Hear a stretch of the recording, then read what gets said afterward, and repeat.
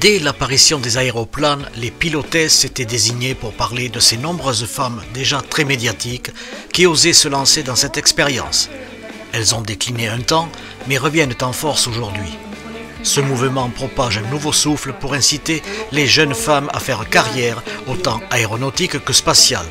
La preuve avec la récente nomination de Sophie Adenau, prochaine femme française qui concurrencera notre Thomas Pesquet sur les rails des missions lunaires et plus lointaines.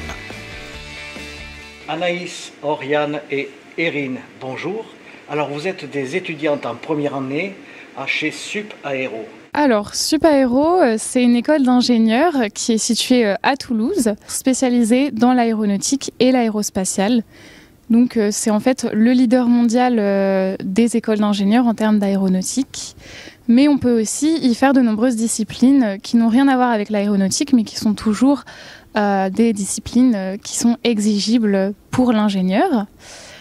Pour arriver à Sup Aéro, on peut passer par une classe préparatoire après le baccalauréat. Mais on peut aussi y accéder après 3 ans de licence ou également après un BUT. Alors, OSE, c'est le programme d'égalité des chances de Sup Aéro. Et donc, c'est un programme qui vise à accompagner les jeunes qui sont plutôt dans les zones d'éducation prioritaire ou encore dans des zones rurales qui n'auront pas forcément autant d'accès et la chance d'accéder à des études supérieures. Et donc, ce programme vise à les accompagner et à les aider à se lancer et à oser justement des études scientifiques. Et il y a aussi des programmes du coup plus axés sur l'égalité femmes-hommes ou encore sur le handicap.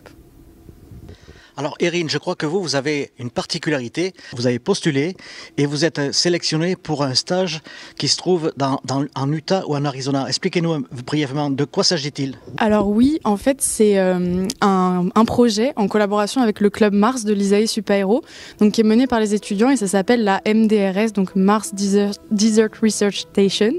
Et donc avec 6 autres camarades qui forment avec moi l'équipage, on va partir pendant 4 semaines dans le désert de l'Utah, dans une reconstitution de base spatiale martienne pour y mener des expériences pendant 4 semaines, donc pour travailler notamment par exemple sur les facteurs humains avec des chercheurs ou encore des expériences sur l'atmosphère, les sols, les particules.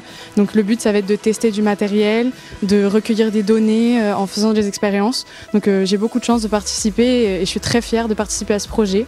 Et donc on partira, mon équipage et moi-même, en février-mars 2024, mais il y a un équipage qui part aussi cette année, en février-mars 2023, qu'on peut suivre sur tous les réseaux sociaux du Club Mars.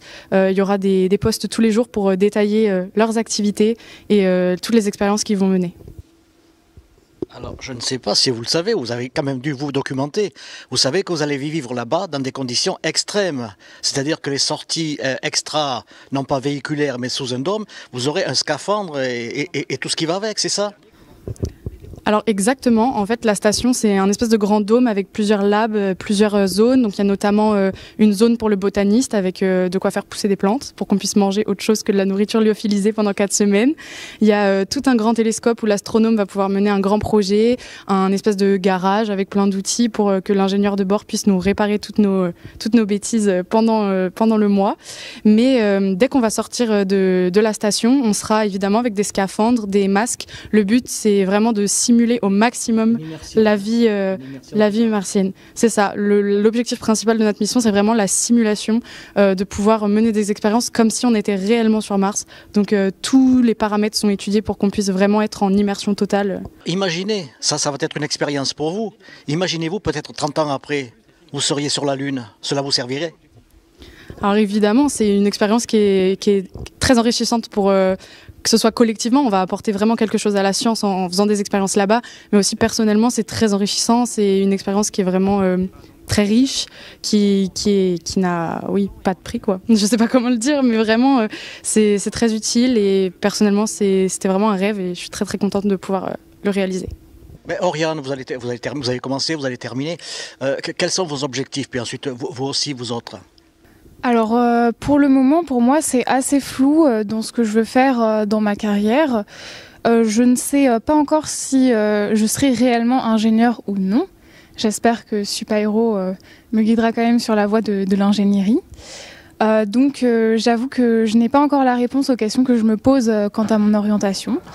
Mais Supaéro, c'est quand même une école qui est riche en possibilités et qui nous permettra de travailler où on souhaite une fois le diplôme obtenu.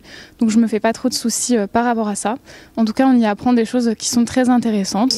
Pour moi, après Supaéro, je sais pas non plus exactement où je vais travailler pour le moment, mais j'aimerais bien faire un métier dans lequel je puisse contribuer à améliorer les performances de systèmes ou de machines qui peut-être polluent trop aujourd'hui et donc avoir un impact sur l'environnement réduit.